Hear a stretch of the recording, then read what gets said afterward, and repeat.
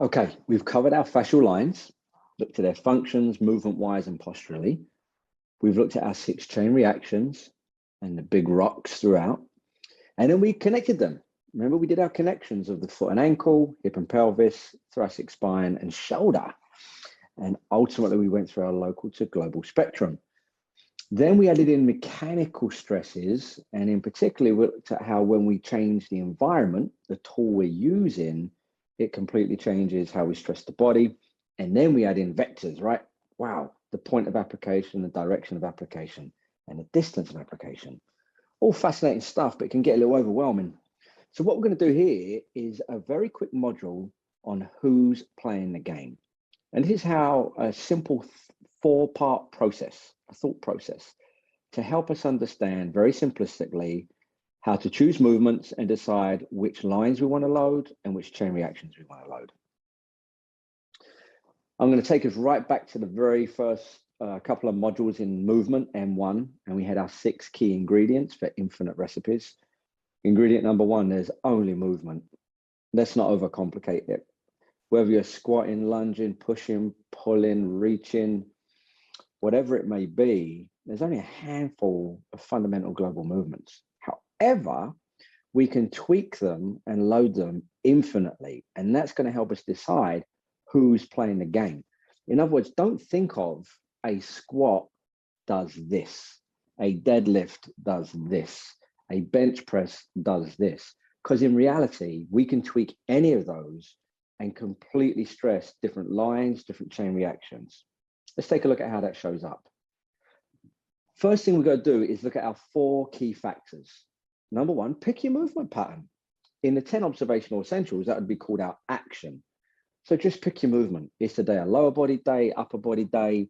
Is it some kind of push, pull, split, whatever it may be? Stick with that. So in this pitch, we might say, wow, this is a lower body pulling kind of day, a deadlift. What's the primary chain reactions and lines we want to load during that movement pattern? How can we tweak our observational essentials? We have our environment, beginning position, driver, triangulation, action. That leads to infinite possibilities. And finally, how do I want to distribute the stress? How do I want to load my client? Vectors are the key. These are the 4 things we should be considering minimally every time we decide to load a client. So in this example, the movement is a lower body pull. I could equally argue it's a total body pull. There's nothing that isn't working.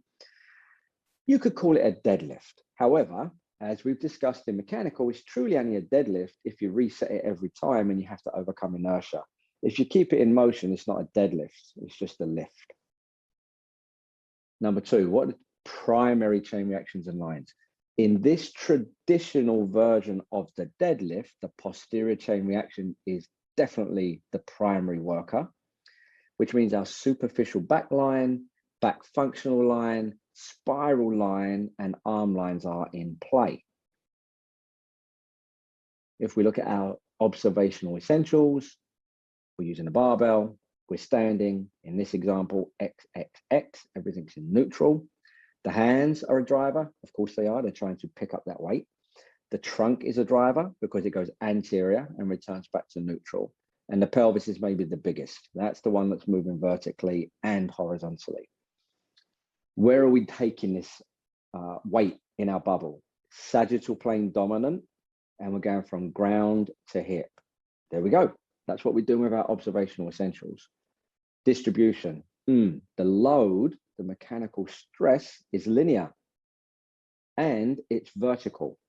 That barbell is not moving horizontally, or at least it shouldn't be in this example, and it's going from low to high.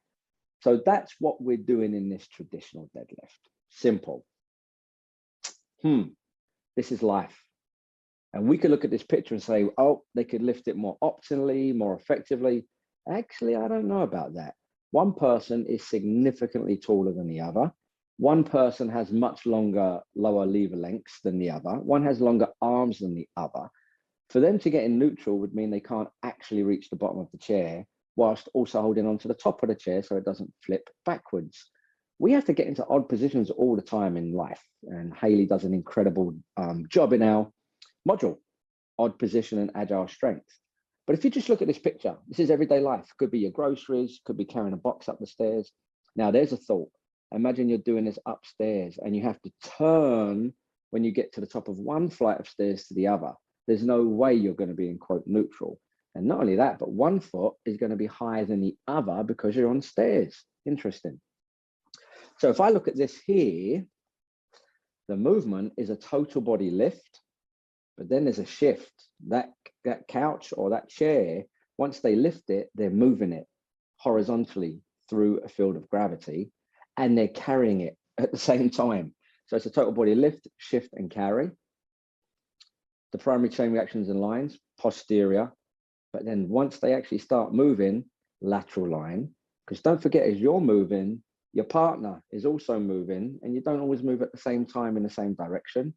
And then even just getting into position there has to be rotary demand. Look at that, because one hand is higher than the other. So you're going to have to rotate.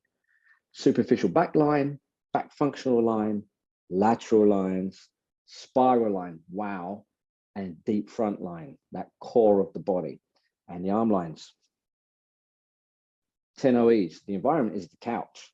And a big one here is each other. You notice when you've moved your own self and you've done it with your friends or your partner or whatever, you don't always move at the same speed, especially when you're going up and down stairs carrying heavy objects.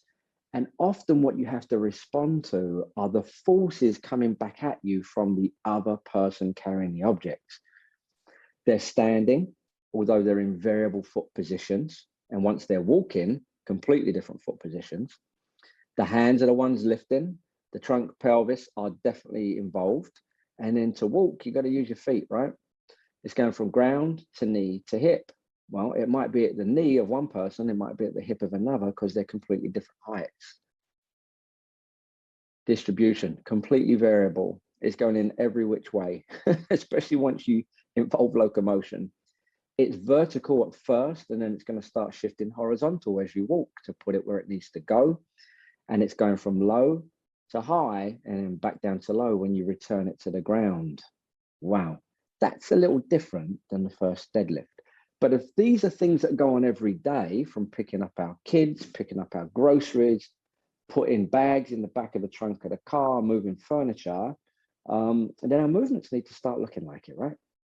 The idea is you just have a 4-part process to understand, how do I pick my movement? What's the chain reactions? What lines do I want to load? Okay, so given what we just saw on the last slide, that couple having to pick up a piece of furniture that was in odd positions, variable foot positions, they're holding on to the object that's both vertical and horizontal, it might be as simple as this. We're going to take a movement that they already know. This is a client that says already been doing their cable lifts, cable squats, and we're going to start with a simple foot tweak.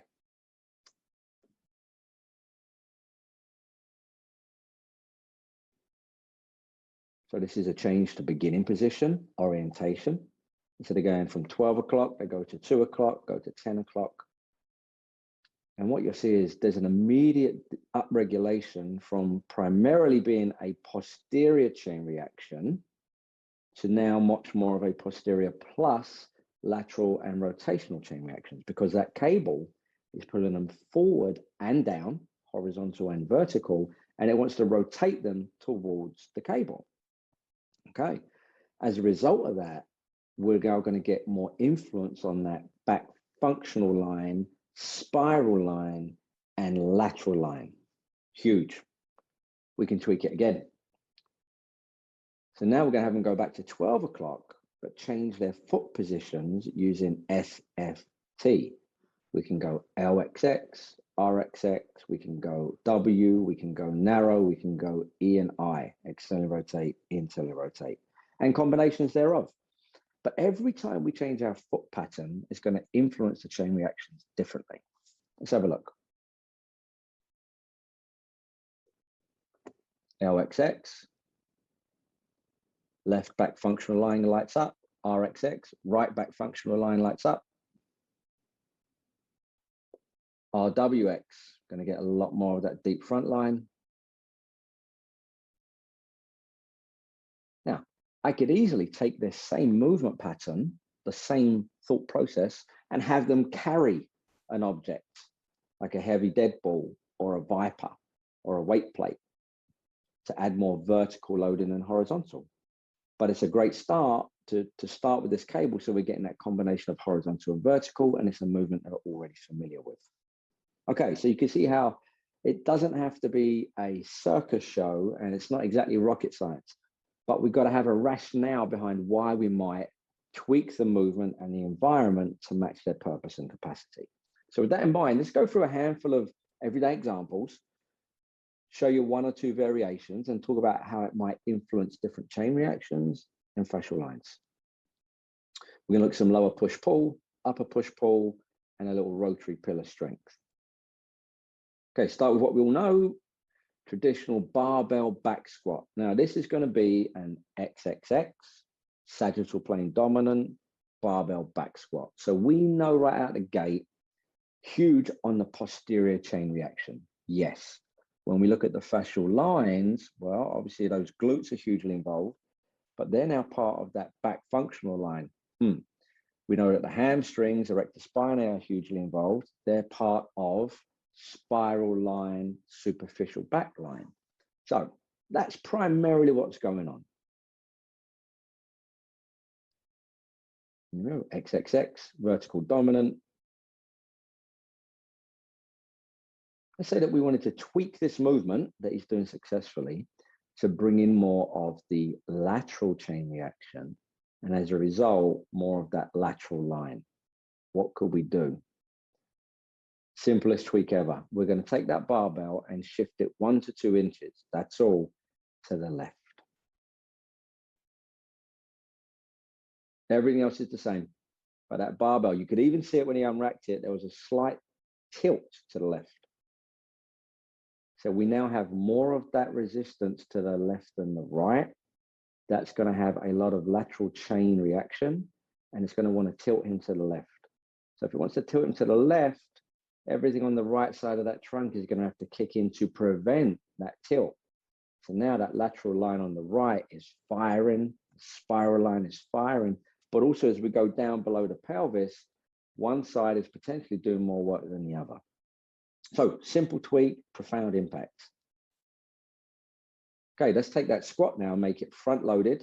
We're going to do a kettlebell one arm front loaded squat. By going front loaded, we know there's a bit more of that anterior chain reaction involved. But what else? It's only on one side, which means again, it's going to have an impact on the frontal plane. So now he's got it racked on the right side. It's going to want to tilt him to the right. So the lateral line has to kick in to make sure he doesn't do that. Last thing is now the arm lines are seriously involved, big time.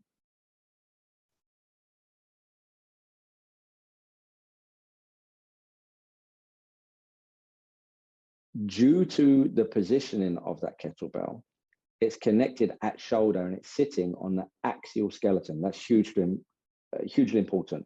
A couple of reasons. Number one, changes the vector, point of application.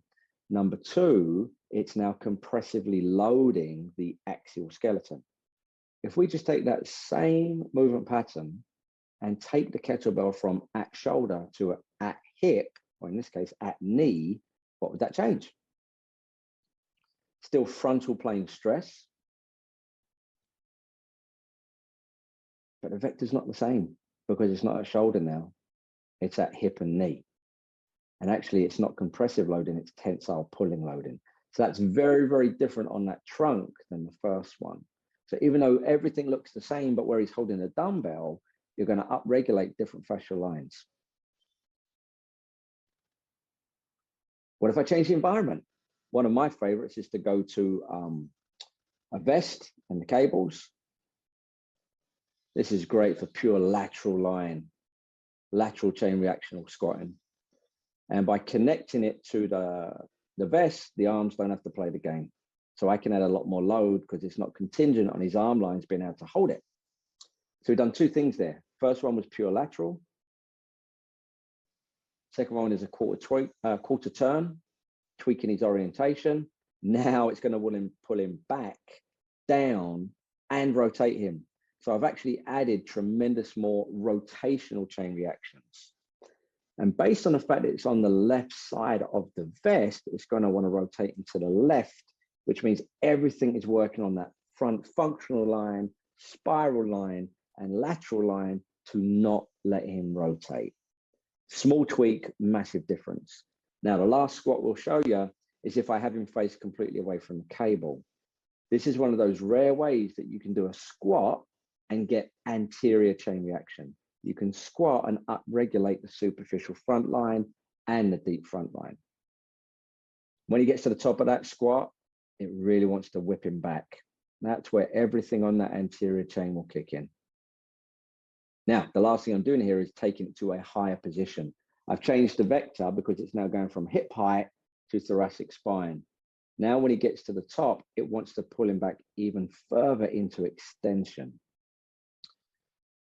You want to feel your abs when you're squatting? Give this one a shot. This is a lot of anterior chain, superficial front line, spiral line, functional front line, which are often very hard to challenge when you're squatting.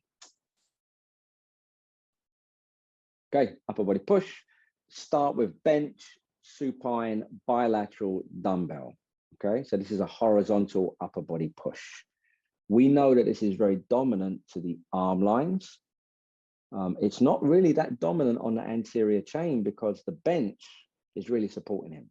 So this is very arm line dominant, but we also know the pecs are part of the functional front line. So the right shoulder will go to the left knee via the pecs, abs, adductors, and then the left shoulder will go to the right knee in the same way. So have a look what we tweak.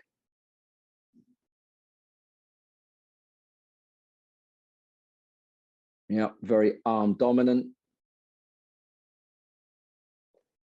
So those pecs are doing a lot of work, triceps doing a lot of the work. So arm lines, little bit of functional front line, but not much.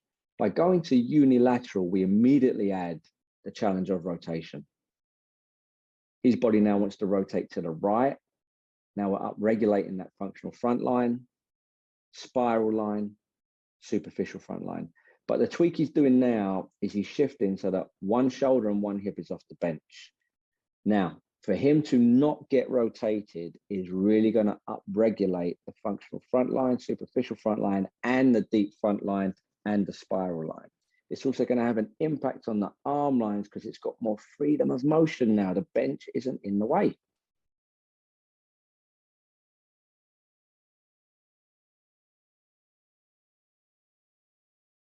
Same load, same position, same action, not remotely the same impact on the chain reactions or the fascial lines. Let's watch it one more time.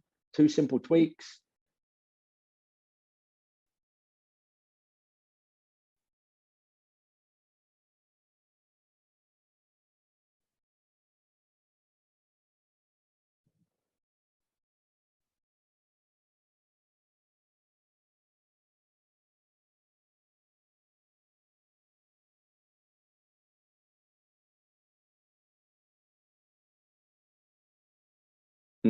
Give that one a shot. If you haven't, you'll feel tremendous difference in what's getting loaded.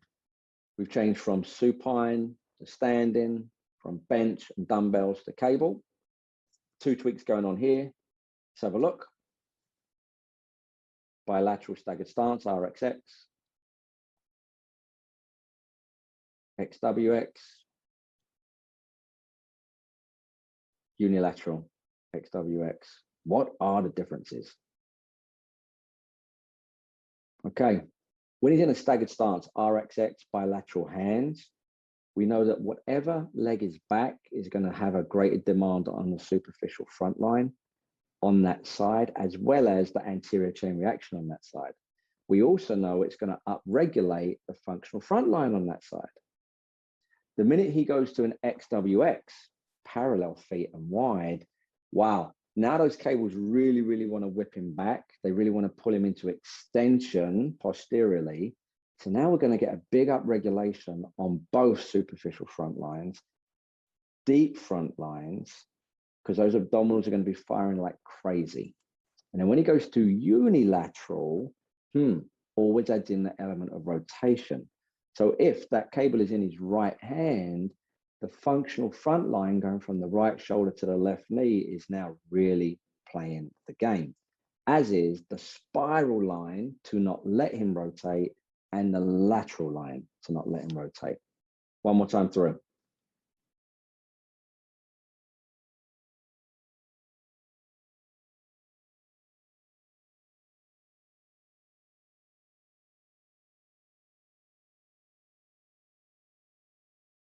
So in two simple tweaks, we've gone primarily from an anterior chain reaction to including lateral chain reactions and rotational chain reactions. Upper body pull, see what we got.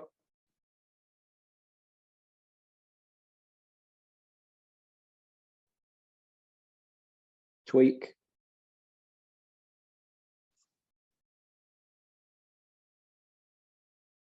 Okay, let's go back to the beginning.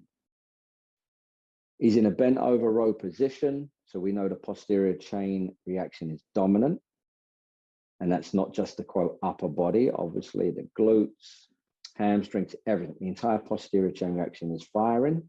But because he's unilateral now, we know that the arm line on that side is working really hard. We know that the back functional line to the opposite side hip is working hard.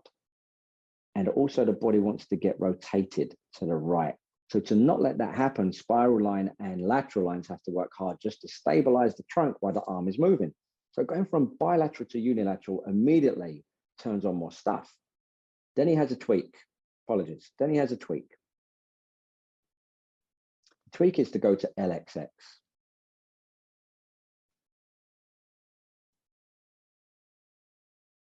Boom. In that position there, the minute he steps forward with the left foot, with the dumbbell in the right hand, he's almost maximally loading the left back functional line that goes all the way up from that left knee to that left hip, crosses the sacrum, thoracolumbar fascia, goes to the right latissimus dorsi, all the way up to the right medial humerus. Wow, just by taking one small step. And by doing that, it's now no longer just a posterior chain reaction, it's also a rotational chain reaction. That functional back line, the spiral line, and the lateral line are firing exponentially more.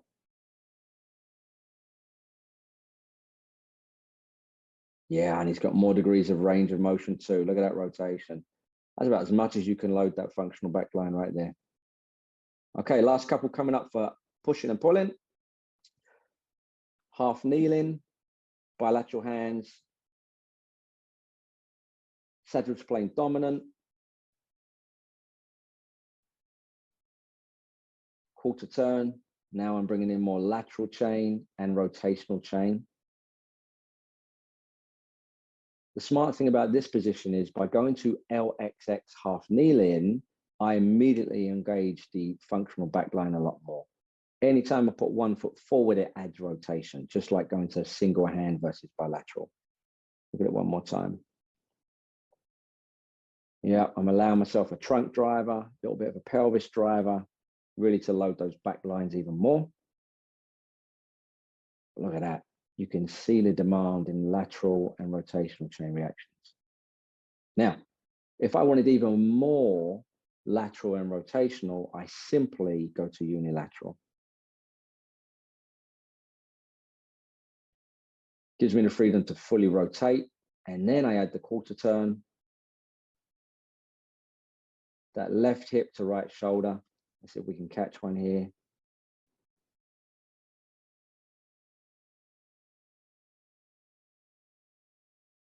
There. In that position there, look at that right hand going to the right shoulder, all the way through the lats to the opposite side left hip, glute, down to that outside that lateral quad to that left knee.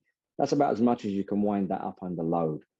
So yes, it's a quote back exercise. Yes, it's an upper body pull, but we've gone a lot more global simply by changing our beginning position, orientation, and from bilateral driver to unilateral.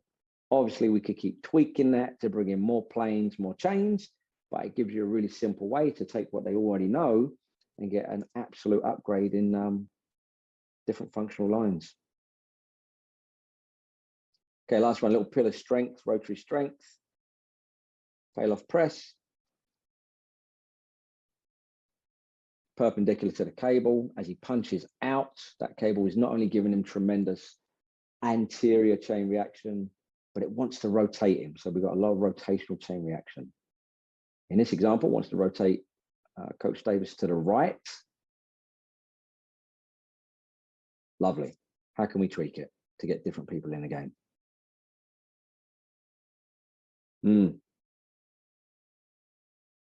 Makes a big difference. Now, as he drives the hands up to overhead, it's going to impact the lateral chain reaction more.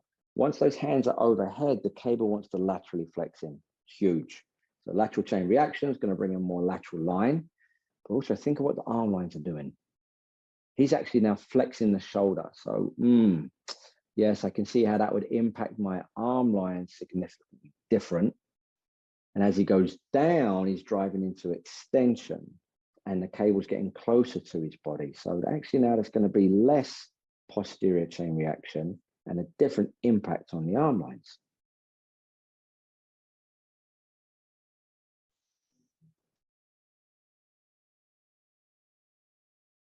Now he's changed the height of the cable itself. Hold it there. That cable is now not only trying to rotate him, it's trying to pull him down. If it's trying to pull him down, the posterior chain reaction has to kick in. So now we're going to have a lot more of that superficial back line to go with that functional back line and indeed the spiral line as it relates to the erector spinae. But if you look at that arm line now, in this image here, it wants to pull him down and to the right. So those arm lines are resisting shoulder extension and horizontal AB adduction. That's a huge difference on those arm lines.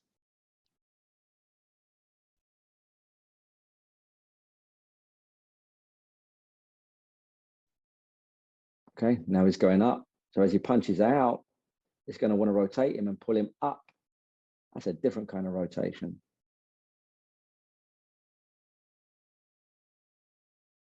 So there you have it, just a handful of examples for lower body push and pull in, upper body push and pull in, pillar rotary strength. We could show you hundreds of examples, but that's pointless, a little confusing and overwhelming. What we want to reinforce here is that there are 4 key factors to the thought process. Number 1, just select the movement pattern that you've got in your program for the day. What are you doing? Lunging, squatting, pushing, pulling, whatever it may be. What primary chain reactions and fascial lines would you like to load? Then, how can you tweak that? Create variability based on your observational essentials. We've got our environment, we've got our beginning position, drivers, triangulation, and finally, how do I want to actually load it for the day? Distribution, vectors, vectors, vectors, point of application, direction of application, distance of application. When you change the vector, you absolutely change who's playing the game.